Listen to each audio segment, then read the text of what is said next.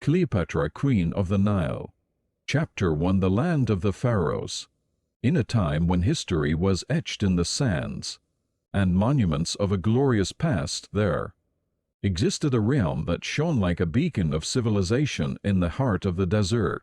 This was Egypt, a land cradled by the mighty Nile River, where the ancient pharaohs reigned as gods on earth. In this extraordinary kingdom, where the pyramids reached for the heavens, and colossal temples stood as tributes to the gods, Cleopatra's story unfolds. Egypt was not just a land of grandeur. It was a civilization of enduring mysteries and deep spiritual beliefs. The Nile River, which flowed through its heart, was not just water, it was the very lifeblood of the kingdom. It brought not only fertility to the land, but also a sense of purpose to its people. The story of Cleopatra begins in this land of wonders. She was born in 69 BC into the line of Ptolemies, a dynasty of Greek origin that had ruled Egypt since the time of Alexander the Great.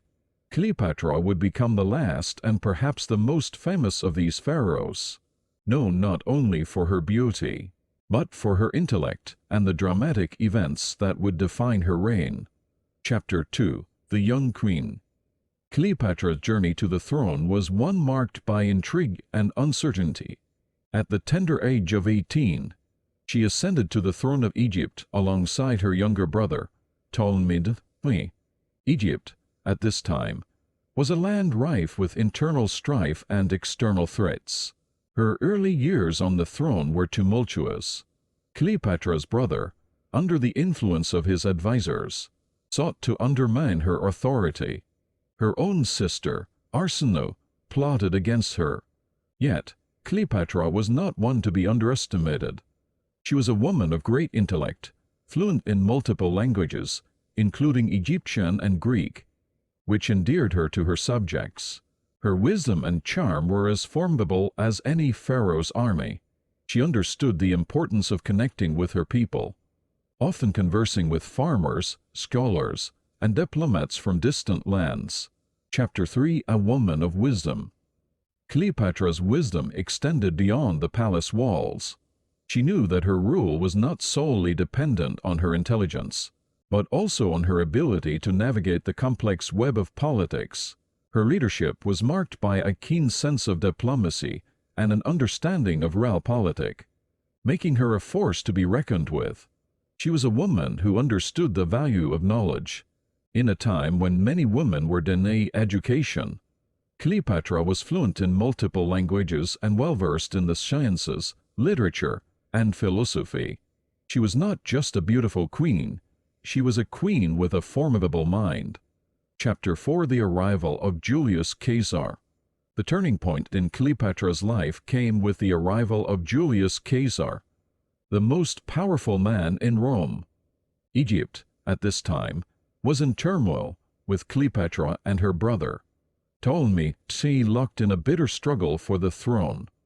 It was against this backdrop that Caesar arrived in Alexandria in pursuit of his rival, Pompey. Cleopatra saw an opportunity to secure her throne and protect Egypt's interests. In an audacious move that would be remembered for centuries, she had herself smuggled into Caesar's palace wrapped in a rug. This bold act captured Caesar's attention and marked the beginning of a love affair that would change the course of history. Chapter 5: The Love Affair. Julius Caesar was captivated by Cleopatra's enchanting beauty and intellect. Their love affair became the stuff of legends, a tale of passion and intrigue that would be whispered about for centuries. Egypt's queen and Rome's most powerful general were drawn to each other with an irresistible force. Together, Cleopatra and Caesar had a child, a son named Ptolemy I Caesar, but history would remember him as Caesarion, the Little Caesar. He was the embodiment of their love, a symbol of their hope for a future that bridged the worlds of Egypt and Rome. Their love, however, was not without its challenges. Egypt was a land steeped in tradition, and Cleopatra's relationship with a Roman raised eyebrows and stirred political unrest. The Roman Senate, always watchful of Caesar's actions, was suspicious of Cleopatra's influence over him. Chapter 6: Tragedy and Triumph. As the world watched the unfolding drama between Cleopatra and Caesar, the tides of power began to shift. In Rome, Caesar faced a tragic end. Assassinated by those who feared his growing influence, this devastating event sent shockwaves through the Roman Republic and left Cleopatra in a precarious position. Faced with the uncertain future of her kingdom, Cleopatra set her sights on another Roman, Mark Antony. He had been a close ally of Caesar and shared a deep connection with Egypt. Together, they aimed to protect Egypt's sovereignty and the future of their children. Their union, both political and romantic, marked a turning point in the history of Egypt and Rome. Cleopatra and Mark Antony's love story would become one of the most enduring tales of love, power, and tragedy in the annals of history. Chapter 7: The Battle of Actium. The stage was set for a confrontation that would decide the fate of empires. The Battle of Actium. Cleopatra and Mark Antony faced off against Octavian, Caesar's adopted heir and a formidable adversary. The battle took place on the waters of the Ionian Sea, and its outcome would reverberate throughout history. Imagine the grandeur of the scene, as fleets of mighty ships clashed in a fierce struggle for supremacy. The world watched in awe as the destiny of Egypt, Rome, and Cleopatra herself hung in the balance. The stakes were impossibly high, and the outcome would be felt for generations to come. Chapter 8: The Final Act. The Battle of Actium ended in disaster for Cleopatra and Mark Antony. Octavian's forces proved overwhelming, and their dreams of a shared empire were shattered. In the wake of their defeat, they faced the grim prospect of capture by Octavian's forces. It was at this moment that Cleopatra and Mark Antony made a fateful decision, a decision that would seal their places in history. In an act of defiant love and pride, they chose to end their lives rather than face the humiliation of being paraded through the streets of Rome as captives. Picture the scene as Cleopatra, the queen of the Nile, allowed an aspa venomous snake to bite her, ending her life. Beside her, Mark Antony, the Roman general, took his own life with a sword. Their deaths marked the tragic conclusion of a love story that had captivated the world. Chapter 9: Legacy of a Queen. Cleopatra's story did not end with her death. Her legacy lived on in the hearts and minds of those who admired her. Egypt, once a sovereign kingdom, became a province of the Roman Empire. Yet, the memory of Cleopatra, the last of the pharaohs, endured. Cleopatra's intelligence, beauty, and determination left an indelible mark on history. She was a woman who defied tradition, who navigated treacherous political waters, and who loved with an intensity that inspired poets and artists for centuries. Her story became a symbol of the enduring allure of Egypt, a land of grandeur and mystery. In the annals of history, Cleopatra remains an iconic queen who ruled with both her heart and her mind. Her life was a tapestry of love, power, and the eternal allure of Egypt. Her story continues to fascinate and inspire us to this very day, a testament to the enduring power of one woman's legacy. The End. Tidal sinking of the Titanic. The unsinkable tragedy at midnight, the last hours of the Titanic. Chapter 1: A Grand Voyage begins. Once upon a time, in the early 20th century, there was a magnificent ship called the Titanic. It was not just any ship, it was the grandest, most luxurious ship the world had ever seen. The Titanic was a floating palace, built to carry people across the vast, icy Atlantic Ocean in style. The year was 1912, and the world was changing rapidly. People from all over the globe were dreaming of new adventures in a new century. The Titanic was part of this dream, a symbol of human progress, a marvel of engineering, and a promise of an exciting future. The ship's creators had designed it to be unsinkable. It had many watertight compartments, which meant that even if some were flooded, the ship would stay afloat. Passengers from all walks of life, from the richest to the poorest, were eager to board this remarkable vessel. On April 10, 1912, the Titanic set sail from Southampton, England, on its maiden voyage. Crowds of well-dressed passengers waved goodbye to the shore, and the ship's band played joyful tunes. The Titanic was on its way to New York City, and everyone on board was filled with excitement and wonder. Chapter 2: A Night of Stars and Ice. As the Titanic sailed farther into the Atlantic, the weather grew colder. But inside the ship, it was warm and cozy.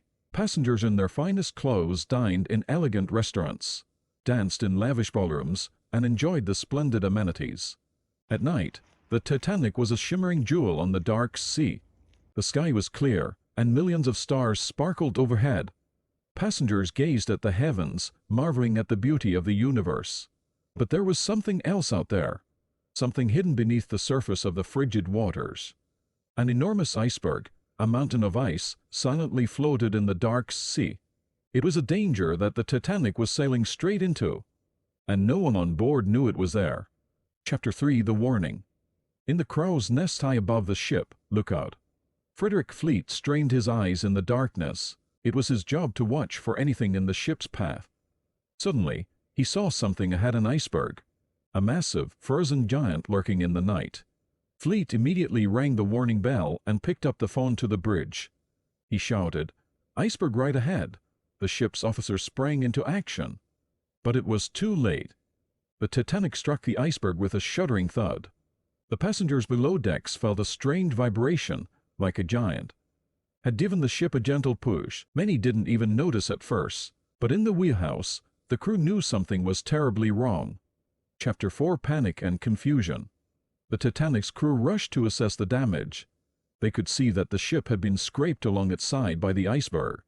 Below the waterline, the icy water was pouring into the ship. Panic began to spread among the passengers and crew.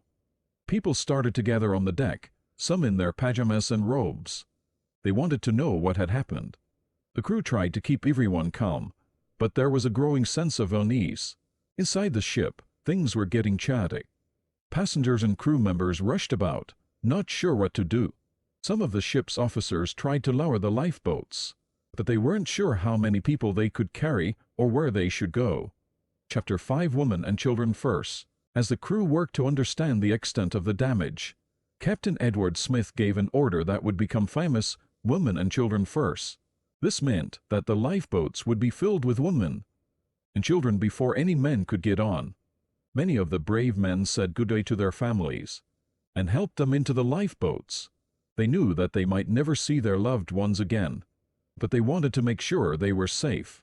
As the lifeboats were lowered into the icy water, there was a sense of urgency. The passengers who were leaving knew that they were the lucky ones. They had a chance to escape the sinking ship, while those who stayed behind faced an uncertain fate. Chapter 6: A Sinking Ship. As the minutes passed, it became clear that the Titanic was in grave danger. The ship was slowly tilting forward, and the front part was sinking lower and lower into the icy water. People could see that something terrible was happening. The crew continued to lower the lifeboats, but there weren't enough of them. Some lifeboats left with only a fraction of their capacity. The passengers who remained on board watched in horror as the lifeboats drifted away, leaving them behind. The ship's band played music on the deck, trying to keep people calm. They played cheerful tunes, but their hearts were heavy. They knew that the Titanic was in serious trouble. Chapter 7: The Heroes. Amidst the chaos and fear, there were many heroes on the Titanic that night. Some musicians played their instruments until the very end, trying to bring comfort and solace to the passenger. They played as the ship slowly sank into the cold, dark waters. Crew members worked tirelessly to help passengers into the lifeboats. Even as the ship tilted dangerously, they faced incredible challenges, but their dedication to saving lives never wavered. Passengers also showed incredible bravery and kindness. Many shared their warm clothes with those who had none. They comforted each other with words of encouragement and support. Chapter 8: The Long, Cold Night. As the night wore on, the temperature dropped, and the air became frigid. The water was so cold that it could make people sick within minutes. Many of the passengers in the lifeboats were without enough warm clothing, and they huddled together for warmth. Those who remained on the Titanic faced an even more dire situation. The ship was sinking deeper into the sea, and the water was rising on the lower decks. People clung to the rails, hoping against hope that help would arrive in time. The passengers and crew endured a long, agonizing night. They looked out at the dark waters, praying for rescue. Chapter 9: The Rescue. In the distance, a ship called the Carpathia heard the Titanic's distress calls. It was still a long way away, but it was racing to the scene as fast as it could. Carpathia's crew and passengers were unaware of the tragedy unfolding in the icy waters, but they were about to become heroes. When the Carpathia arrived, the survivors were taken on board. They were cold, wet, and frightened, but they were alive. The crew of the Carpathia provided them with warm blankets, hot drinks, and the comfort of knowing they were safe. For some, the sight of the Carpathia on the horizon was a beacon of hope.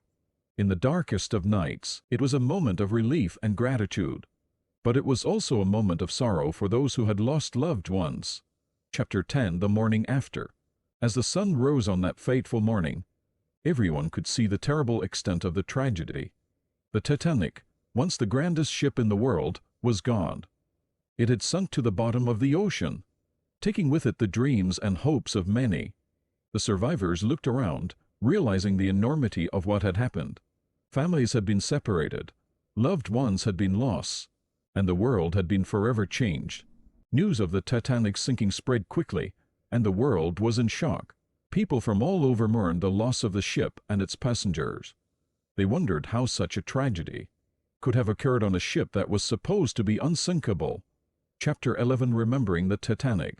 The sinking of the Titanic was a tragedy that the world would never forget. It served as a stark reminder of the dangers of the sea and the unpredictability of nature. People realized that even the most advanced technology could not guarantee safety. In the wake of the disaster, new rules and regulations were put in place to ensure the safety of future voyages. Ships were required to carry enough lifeboats for all passengers, and more attention was paid to iceberg warnings. The Titanic became a symbol of human vulnerability and the need for humility in the face of nature's power.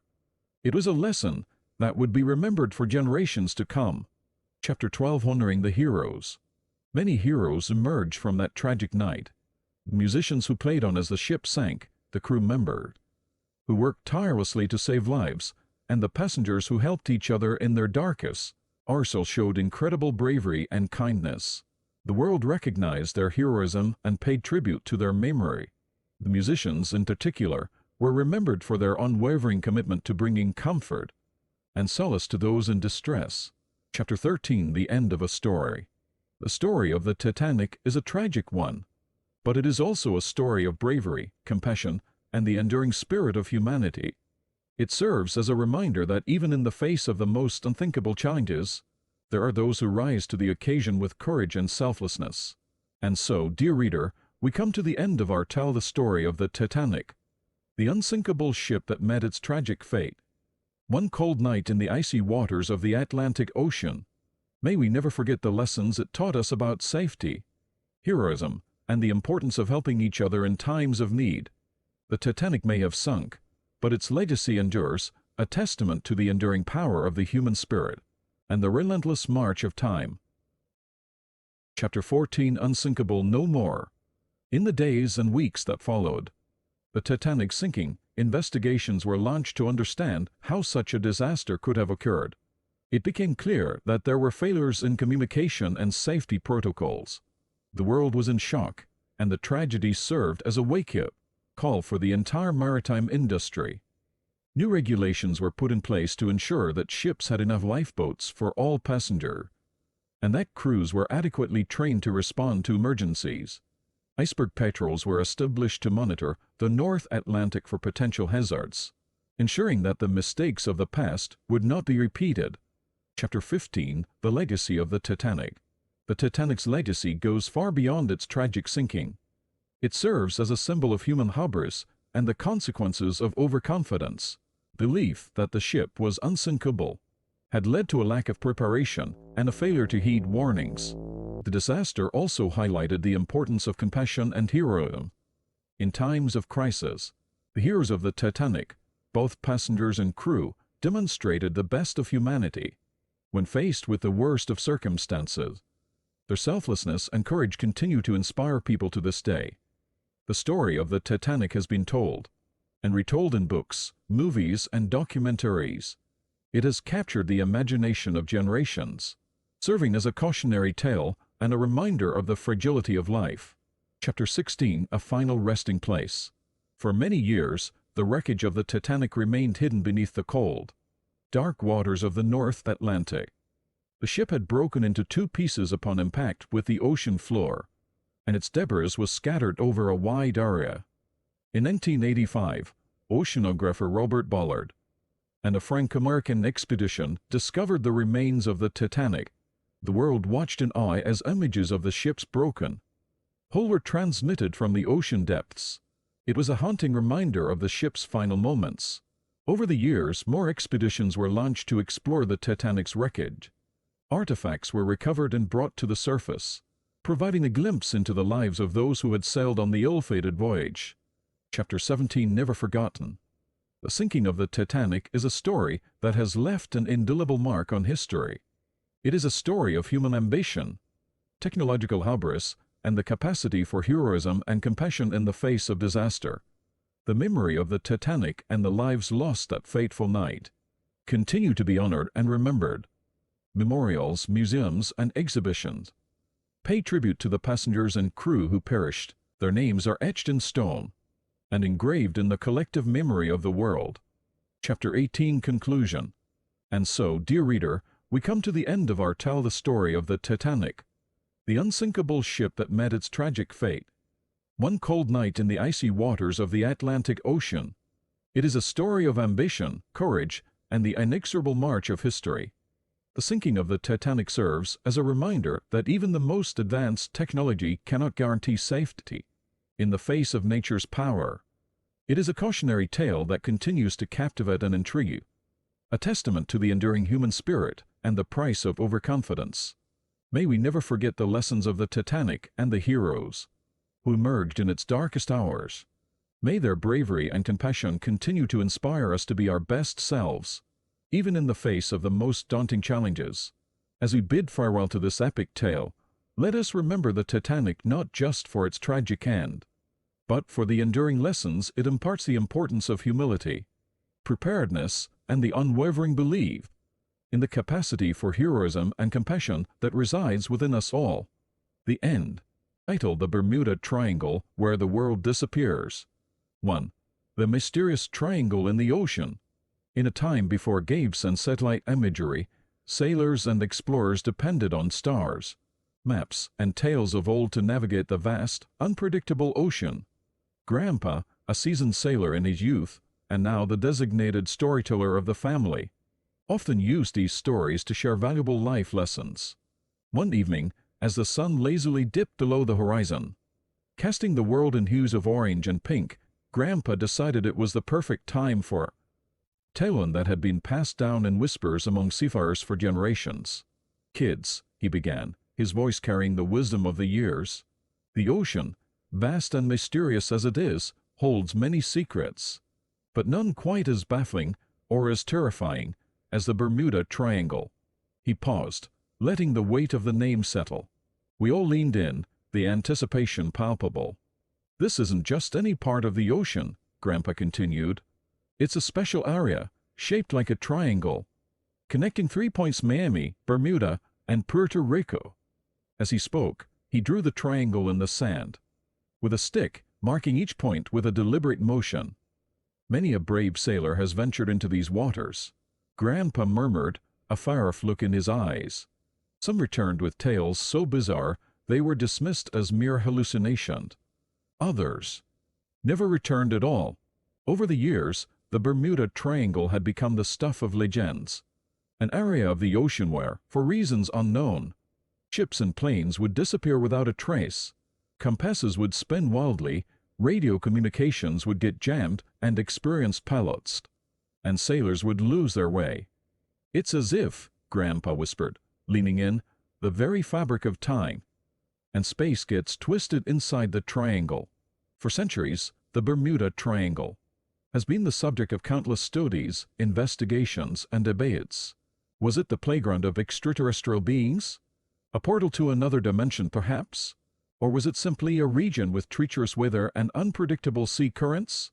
The truth, Grandpa said with a sigh, remains as elusive as the many ships and planes that vanished into its depths. But one thing's for certain. Bermuda Triangle isn't a place for the faint-hearted. As the fire crackled and the waves crashed nearby, we were all drawn into the enigma of the Bermuda Triangle, wondering about the countless mysteries it held and the tales it had yet to tell. 2. Famous disappearances, stories of the lost. The air grew chill as Grandpa transitioned into the tales of those who had vanished in the triangle. Each story was a testament to the unpredictable nature of the triangle, and with each tale, the legend grew. He began with the story of the Yus Cyclops, a massive vessel known for its prowess and might. In 1918, the Cyclops embarked on what was to be a routine journey, with over 300 men aboard. But as it passed through the Bermuda Triangle, things took a turn for the mysterious. The ship sent out distress signals, Grandpa said, his voice heavy with emotion. Messages of confusion, of instruments malfunctioning, of a thick fog that seemed to come out of nowhere. Despite immediate rescue efforts, the Yus Cyclops was never found. No debris, no wreckage, no signs of any of the 300 men aboard. It was as if the ocean had swallowed the ship whole. The world was in shock, Grandpa continued. How could such a massive ship vanish without a trace? The Cyclops was just the beginning. Grandpa spoke of Flight 19, a squadron of 5 Navy planes that took off in 1945. Led by an experienced pilot, the group was on a simple training mission. But as they flew over the triangle, their compasses began to fail, and radio communications became distorted. Panic set in. The pilots reported a white wall of water, massive whirlpools and clouds so thick they blotted out the sun. Despite efforts to guide them back, all contact was eventually lost. An immediate search and rescue mission was launched, with a large aircraft sent to find Flight 19. But in a cruel twist of fate, that aircraft too disappeared. As Grandpa recounted the stories, a sense of dread settled over us. The Mary Celeste, a ship found drifting with no one aboard the submarine Sulphur Queen, which disappeared with all 39 crew members.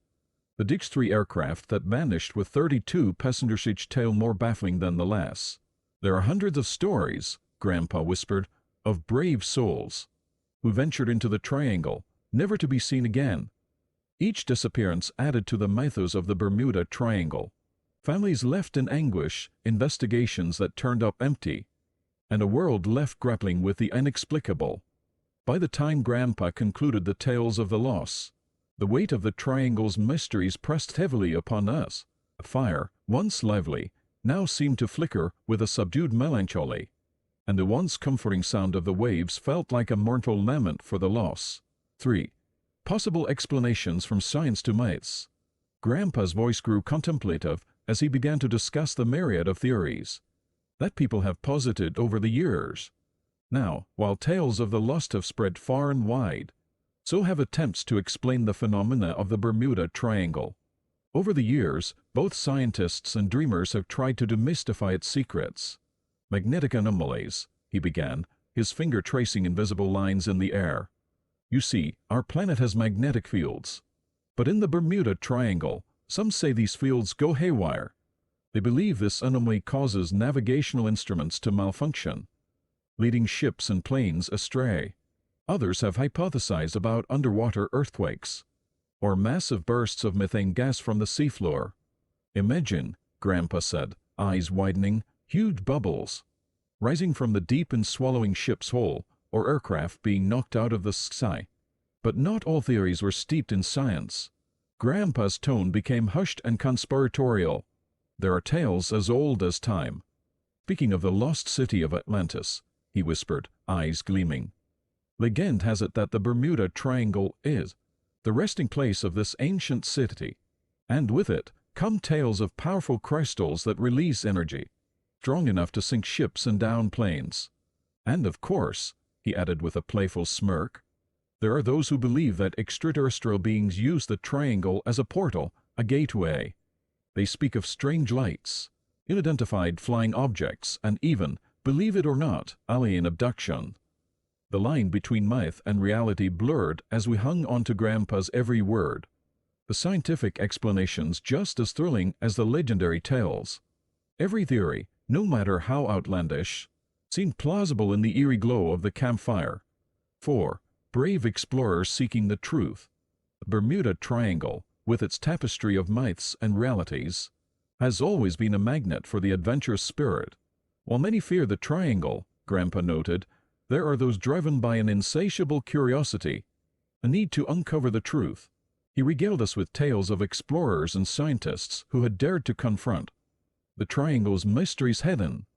There was Emily Carson, a marine archaeologist who had dived into the depths of the triangle, hoping its sunken treasures would reveal its secrets. She discovered ancient shipwrecks, Grandpa recounted, sunken cities, even submerged stone formations, resembling roads proof that, perhaps, once, these waters were above land.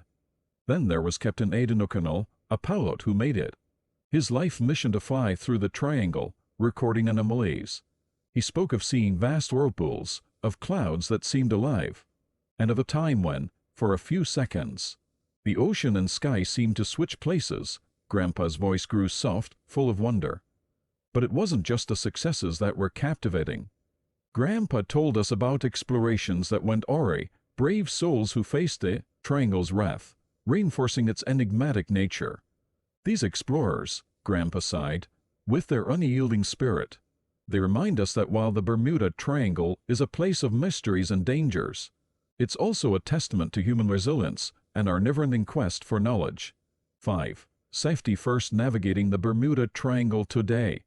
With the advent of modern technology, the Bermuda Triangle isn't the impenetrable enigma it once was. Grandpa, ever the sailor, emphasized the importance of understanding and respecting the sea and its mysteries. Today, thousands of flights and ships traverse the triangle without incident, Grandpa explained. Advanced navigational tools, satellite communication, and a better understanding of weather patterns have made journeys more predictable. But, he added with emphasis, this doesn't mean the triangle has lost its bite. The sea remains wild, unpredictable. Nature, in all its glory and fury, can surprise even the most seasoned sailor. He spoke of the protocols now in place for vessels passing through the triangle. Regular radio check-ins, backup navigational tools, and detailed route plans are a must, he noted, drawing from his sailing experience. But perhaps the most important tool, Grandpa mused, is respect. Respect for the ocean, for its might and its mysteries. Because, in the end, while we may conquer lands, the depths of the sea will always remain untamed. Night grew darker, but our minds were alight with visions of the Bermuda Triangle, its past, its mysteries, and its present. 6. Uncovering secrets. Modern research and discoveries. Grandpa shifted in his seat, his gaze fixed on the horizon. With the dawn of the 21st century, he began, came advanced technology and a renewed vigor to understand the triangle's enigma. Scientists from around the world launched collaborative missions, equipped with state-of-the-art sonar equipment and deep-sea submersibles. Their goal? To map the seafloor, looking for clues in the underwater topography. He told us about the deep sea, trenches and enormous underwater mountains discovered, revealing the triangle's treacherous underwater landscape. This, many believe, played a role in the sudden and unpredictable currents that could easily catch ships off guard. But it wasn't just the ocean floor that held answers. Satellite technology played a pivotal role in understanding the atmospheric anomalies above the triangle. You see, Grandpa said, the Earth's atmosphere isn't consistent. Just like the ocean has currents, the air has jet streams and air pockets. Meteorologists found that the triangle's location made it susceptible to sudden and severe weather changes. Microbursts, powerful downdrafts of air, could be particularly perilous for aircraft. Yet, with every question answered, 2 more seemed to arise. And as Grandpa detailed the ongoing explorations of underwater caves, filled with strange luminescent creatures of various, where magnetic fields seemed to reverse without reason. It was clear that the Bermuda Triangle would always retain a hint of mystery. 7. Tales of survival, those who returned. Every tale has its heroes, and the Bermuda Triangle was no different. Grandpa's voice took on an animated tone as he recounted stories of those who had faced the Triangle's wrath and lived to tell the tale. He told us of Captain James Howard, whose ship was caught in a massive whirlpool. With quick thinking and unparalleled navigational skills, Howard managed to steer the ship to safety, ensuring his crew lived to see another day. And then there was Amelia Earhart, a name we recognize, while her ultimate fate remained a mystery. Many speculated that she had experienced the Triangle's anomalies firsthand. Perhaps the most astonishing was the tale of Flight 441, a military aircraft that disappeared only to reemerge from the Triangle's grasp decades later, its crew having not aged a day. Though many dismissed this as mere folklore, the tale served as a testament to the enduring allure and inexplicability of the Triangle. For those who survived, Grandpa whispered, the Triangle wasn't just a stretch of ocean. It was a riddle, a challenge, a testament to the human spirit's indomitability. 8. The Triangle in popular culture. Bermuda Triangle wasn't just the talk of sailors and scientists. It had permeated every aspect of popular culture. Grandpa chuckled as he recounted movies where the Triangle was a portal to another world, or a playground for ancient sea monsters. Books, songs, and even video games had been inspired by its mysteries. Its influence could be seen in art, with paintings capturing its swirling waters, and in literature, where authors penned thrilling tales of adventure and horror, set against the backdrop of the treacherous Triangle. The Triangle, Grandpa mused, has become more than just a place. It's an idea, a symbol of the unknown, of the challenges we face, and of the eternal dance between fear and curiosity. 9. A legacy of respect and wonder. As the fire dwindled and the night deepened, Grandpa's tale neared its end. The Bermuda Triangle, he reflected, stood as a monument to humanity's enduring spirit of exploration and its humble place in the vastness of nature. It's a reminder, he said softly, that no matter how advanced we become, how much we think we know, there will always be mysteries, wonders that elude our grasp. He spoke of the countless souls who had given their lives to the Triangle, their memories, a poignant reminder of the ocean's might and the price of curiosity. Yet, it was also a testament to the unyielding spirit of explorers, researchers, and everyday people who dared to face the unknown. For in the end, Grandpa concluded, it's not about conquering the Triangle, but understanding it.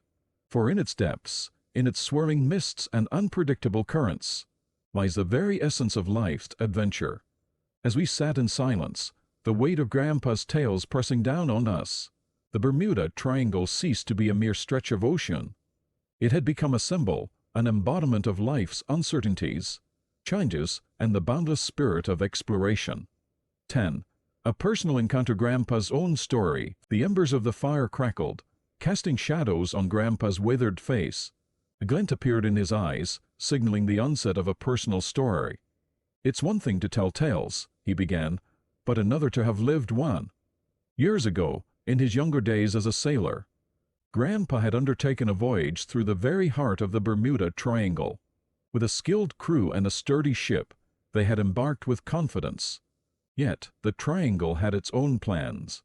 One day, as they sailed through its waters, the skies darkened suddenly, and a mysterious fog enveloped them. Instruments failed, and their compass spun erratically. Grandpa and his crew were lost in an endless gray expanse. But amidst the uncertainty, Grandpa discovered the power of human resilience. The crew came together, relying on ancient navigational methods, using stars and the position of the sun. Days turned into nights and back into days. But their determination never wavered. Then, one fateful night, Grandpa witnessed a phenomenon he'd never forget. A luminescent glow emerged from the depths of the ocean, bathing the ship in an otherworldly light. It was bioluminescent marine life, nature's own guiding stars. Following the trail, the ship eventually emerged from the fog safe and sound. While the ordeal was harrowing, it underscored the importance of respect for nature, camaraderie, and the innate human drive to persevere. 11. Beyond the triangle, other mysteries of the sea. Grandpa, ever the storyteller, then steered the narrative beyond the Bermuda Triangle. You see, he began, our vast oceans are filled with enigmas, and the triangle is but one. He spoke of the Dragon's Triangle off the coast of Japan, where legends spoke of dragons pulling ships underwater. Then there were tales of ghost ships like the Flying Dutchman, doomed to sail the seas forever, never finding port. The Sargasso Sea, with its thick seaweed and eerily calm waters, held stories of ships found adrift with no crew aboard. And then there were deep underwater trenches, where light never reached and where creatures beyond our wildest imaginations dwelt. These tales, Grandpa emphasized, were testaments to the endless wonders and mysteries our planet holds. They served as reminders that exploration isn't just about finding answers, but appreciating the questions. 12. Lessons from the deep, what the Bermuda Triangle teaches us. Drawing the tales to a close, Grandpa delved into the deeper significance of the Bermuda Triangle stories. Beyond the thrill and the mystery, he mused, there are lessons the triangle offers. It taught the value of humility in the face of nature's vastness. In a world dominated by technology, the Bermuda Triangle was a poignant reminder that there are forces beyond our control, mysteries that might never be unraveled. It emphasized the spirit of teamwork and the value of trust. In the face of adversity, sailors and pilots had to rely on their comrades, putting their faith in collective strength. And perhaps most importantly, the Bermuda Triangle showcased the beauty of the unknown. In an age of information, where answers are often at our fingertips, the triangle encouraged curiosity, wonder, and a hunger to explore. 13. An enduring enigma, the future of the Bermuda Triangle. As dawn approached, Grandpa looked towards the horizon, contemplating the Bermuda Triangle's future. Mysteries, he said, have a way of enduring, and the triangle, with all its allure, will continue to captivate. With advances in technology, some of its secrets might be unveiled. The triangle's essence wasn't just about the ships and planes it claimed, but the stories it birthed, the imaginations it sparked. It would remain a symbol of adventure, of the unknown, serving as a beacon for explorers, storytellers, and dreamers. And as the sun's first rays touched the ocean's surface, we realized that the Bermuda Triangle's true magic lay not in its depths, but in its ability to inspire wonder, curiosity, and reverence for the vast world around us. The end. Title: Marie Curie and the Luminous Journey. Chapter 1: A young Marie's curious heart. In a quaint, sunlit town in Poland, the heartbeats of daily life thrummed steadily. Children played in streets. Vendors called out their wares, and elders exchanged stories. Amidst this everyday cacophony, little Marie Skłodowska stood out, her raven black hair often buried in thick books, and her bright eyes brimming with curiosity. From a young age, Marie's world was different. She didn't just see the wind, she wondered why it blew. She didn't just enjoy the warmth of the sun, she pondered what made it shine. Born in 1867 to parents who were both teachers, the flame of inquisitiveness was kindled in Marie from her earliest days. Her father, Władysław Skłodowski, was a man of science, teaching physics and mathematics. He'd often find little Marie sneaking into his study room, her tiny fingers touching the various instruments. Marie's favorite was a small compass. She'd watch, fascinated, as the needle always pointed north, no matter how she turned it. "Why does it do that, Papa?" she'd ask, and her father would smile, weaving tales of invisible forces and the wonders of magnetism. Her mother, Bronislawa, was no different in nurturing Marie's thirst for knowledge. Though a principal at a prestigious girls' school, she'd spend evenings teaching Marie about Polish history, about the heroes and heroines who'd shaped their land. She instilled in Marie a sense of pride and a belief that she too could change the world. But the Skłodowska household faced its share of challenges.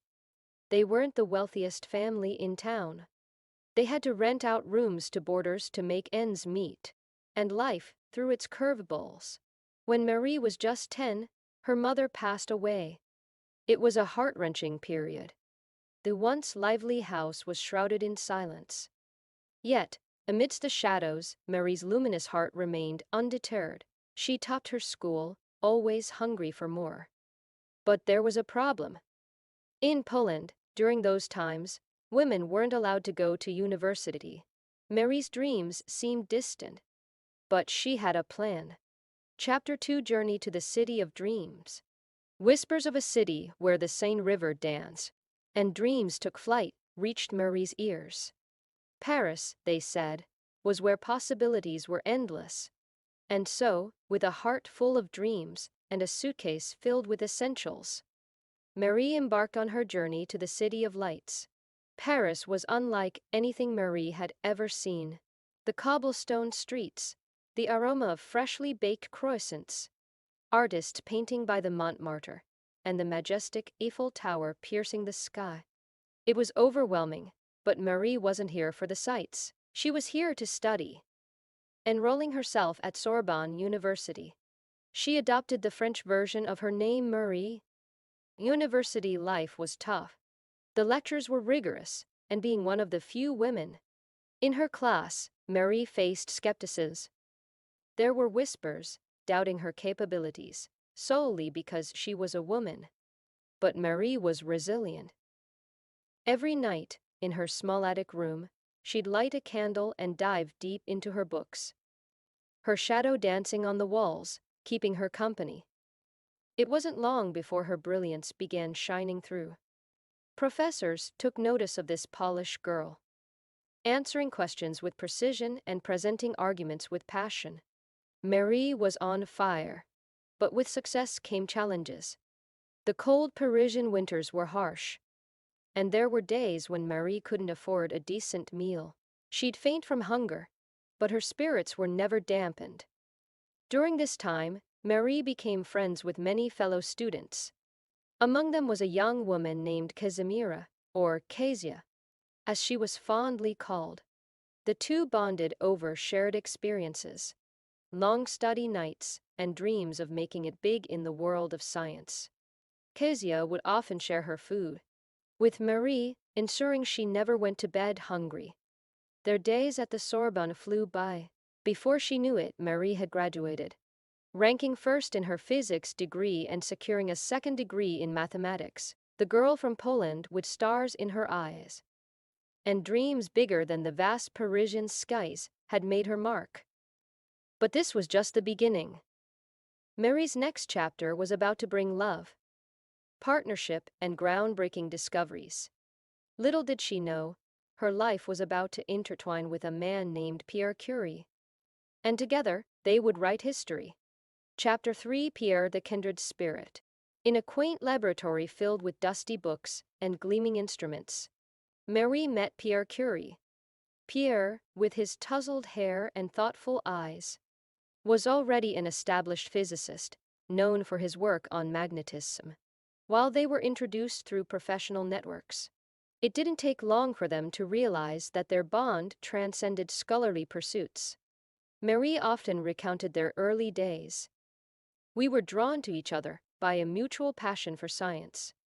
But soon our experiments weren't the only thing causing a reaction. Their conversations often started with discussions about atoms, electrons, and radiation, but they invariably drifted to music, poetry, and dreams of a shared future. One evening, as Paris was enveloped in a soft drizzle, Pierre took Marie to the Seine River. The raindrops created ripples in the water, and the city lights shimmered. Pierre, taking a deep breath, confessed, "Marie, you've affected me in ways no element ever has. I believe we can be partners in life, as much as in the lab."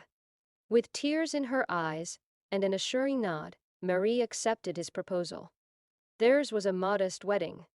Marie, ever the pragmatist, wore a dark blue outfit, which she believed would be suitable for use in the laboratory afterward. They honeymooned on their bicycles, pedaling through the French countryside, discussing both the beauty of nature and the nature of the universe. Life after marriage was a beautiful blend of family and work. They welcomed 2 daughters, Ern and Vi, into their lives, while the days were packed with experiments and research. Evenings were reserved for the children. Marie would often narrate stories of her homeland, Poland, while Pierre played the piano, a melody that echoed the rhythms of their life. Marie and Pierre weren't just partners in life, but also collaborators in groundbreaking scientific endeavors. Their shared fascination was with a phenomenon. Marie had observed mysterious rays emitted by the element uranium that could penetrate solid matter. Marie named it radioactivity. This was an era when the very structure of the atom was under scrutiny. The understanding of these rays could unlock secrets of the universe. Together, Marie and Pierre embarked on an expedition to explore this new frontier. They often spent long hours in their makeshift laboratory, an old shed with a leaking roof and drafts that made winters nearly unbearable. Despite the challenging conditions, their passion never waned. Every discovery was celebrated. Every setback was an opportunity to learn. Chapter 4: The Mysterious Glowing Substance. One day, while sifting through a mineral called pitchblende, Marie noticed something peculiar. The radioactivity she measured was far greater than what could be attributed to uranium alone. Could there be another element, as yet unknown, responsible for this? An element even more radioactive than uranium? The couple was electrified by this hypothesis. They sourced tons of pitchblende, processing it laboriously to isolate the mysterious substance. Days turned into nights, weeks melded into months, and the labor was intense. They battled fatigue, health issues due to prolonged exposure to radioactivity, and skepticism from many in the scientific community. However, in 1898, their dedication bore fruit. They announced the discovery of two new elements, polonium, named after Marie's beloved homeland, Poland, and radium, derived from radius, the Latin word for ray, describing the rays it emitted. It was radium that mesmerized everyone with its blue-green glow. This discovery was revolutionary and shook the foundation of science. With radium, Marie and Pierre demonstrated that atoms were not the smallest, indivisible entities as believed. Atoms of radioactive elements were spontaneously breaking down and transforming into other elements, releasing energy in the process. This discovery had profound implications. Not only did it lead to advances in medical therapies, like using radiation to treat cancer, but it also paved the way for future explorations into nuclear energy. Yet, success did not translate to wealth. The Curies refrained from patenting their discovery, believing that science should benefit humanity and not be confined by commercial interests. Radium was soon the talk of the town. Radium fever swept through, with it being used in everything from cosmetics to paints. Its dangerous effects yet unknown. Marie's journal entries from these years reflected a mix of exhilaration from scientific breakthroughs and the challenges of balancing work with motherhood. Her love for Pierre was evident. In science, she wrote, we must be interested in things, not in persons. But Pierre, for me, blurred those lines. Chapter 5: Challenges and Triumphs. However, life isn't a linear path of success. Just as the Curies were at the pinnacle of their scientific journey, tragedy struck. In 1906, Pierre Curie met with an accident and passed away. Marie was devastated. Their shared dreams, the life they had built, seemed to crumble in an instant. She wrote, "It is impossible for me to express the deepness of the void he left in my life." Yet, amidst this personal tragedy, Marie's resilience shone through. She took up Pierre's position at the Sorbonne, becoming the institution's first female professor. With this, she broke yet another glass ceiling in a world dominated by men. Marie was determined to carry forward the legacy she had built with Pierre. She continued their research and worked relentlessly to establish a Radium Institute in Paris, a state-of-the-art facility dedicated to research in chemistry, physics, and medicine. In 1911, she faced another challenge. Rumors began circulating about her personal life, particularly her relationship with a fellow scientist, Paul Langevin. The press, always hungry for a scandal, painted Marie in a negative light.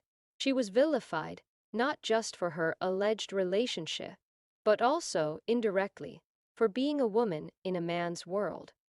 However, amidst this personal and professional turmoil, Marie achieved another milestone. She was awarded the Nobel Prize in Chemistry for her discovery of radium and polonium, and her exploration of radium's properties. This made her the first person ever to win 2 Nobel Prizes in different scientific fields. This recognition wasn't just for her. It was a testament to every woman who dared to dream, every individual who faced adversities but never gave up. Chapter 6: A Legacy That Lights Up the World. As years rolled on, Marie Curie continued to blaze trails. During World War I, she recognized the potential of the X-rays in battlefield medicine.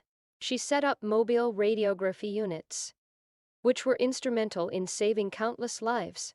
Her daughter, Ern, often accompanied her, marking the beginning of another brilliant scientific career. However, Marie's prolonged exposure to radiation took a toll on her health. While the world understood the potential of radiation, thanks to her, the dangers were not fully grasped during her time. In 1934, Marie Curie passed away from complications related to her exposure. Yet, her legacy was far from over. Her daughter, Ern Julia Curie, carried the torch forward, winning a Nobel Prize in Chemistry alongside her husband for their work on artificial radioactivity. Marie Curie's story is not just about her groundbreaking discoveries. It's a tale of passion, resilience, and an unyielding commitment to knowledge. Her life illuminates the path for future scientists, especially women, showcasing that with determination and passion, one can overcome any obstacle. Today, as we harness the power of the atom, treat ailments with radiation, and delve deeper into the mysteries of the universe, we stand on the shoulders of giants. And among those giants, Marie Curie, with her radiant heart and brilliant mind, shines the brightest. Chapter 7: In the Shadow of Greatness. Marie's passing left a void in the world of science, but her legacy was fiercely protected and advanced by her daughters, especially Ern. Ern, having witnessed the magic and mystery of radium and polonium since childhood, had naturally gravitated towards the sciences. Growing up in the Curie household, dinner conversations often revolved around atomic particles, radiation, and the potential applications of these discoveries. Ern's young mind was a sponge, absorbing all the information, the theories, and the passion her parents shared for scientific exploration. As she grew older, she met Frédéric Joliot during one of the lectures at the Sorbonne. Just like her parents, their shared passion for science ignited a spark that went beyond professional admiration. They married in 1926, thus beginning one of the most formidable scientific partnerships of the 20th century, akin to that of Marie and Pierre. The Joliot Curies, as they came to be known, focused on understanding the intricacies of the atom further. They were particularly interested in what made some elements radioactive, while others remained stable. Their research led them to an astounding discovery. It was possible to make stable elements radioactive. This process of artificial radioactivity would go on to have monumental implications in the fields of medicine, energy, and industry. While the discovery was groundbreaking, the journey was not without its challenges. Laboratories were filled with hazardous materials, and the understanding of safety protocols was still evolving.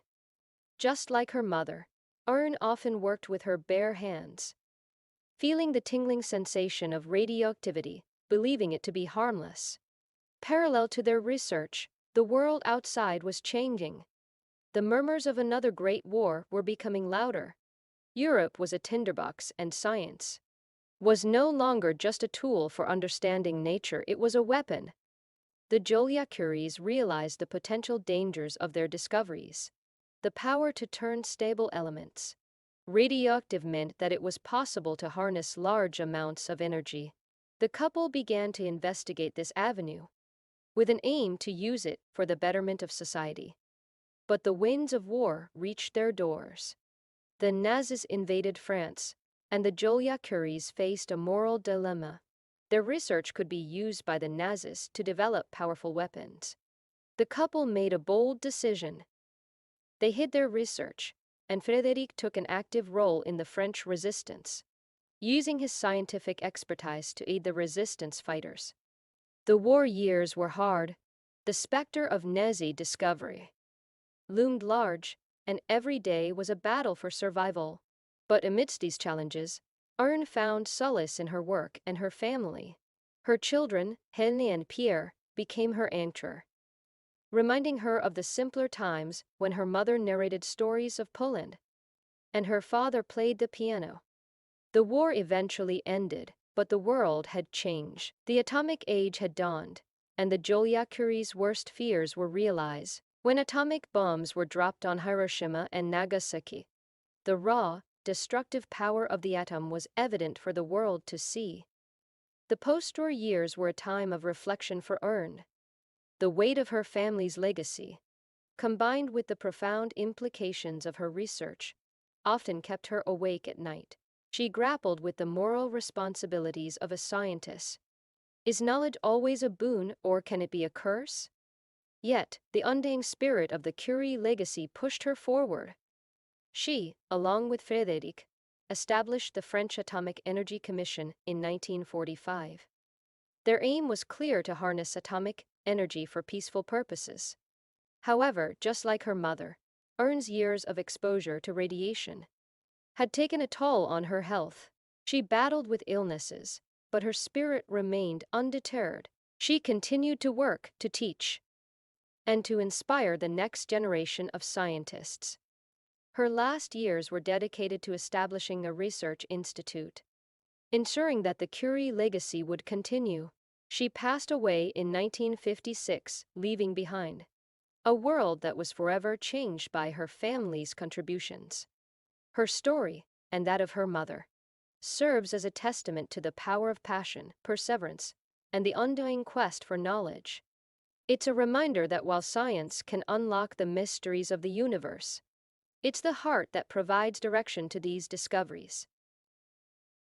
The end. Thank you for watching. I hope you enjoy the next piece. Thank you for your support. Please give a like and subscribe. Thank you.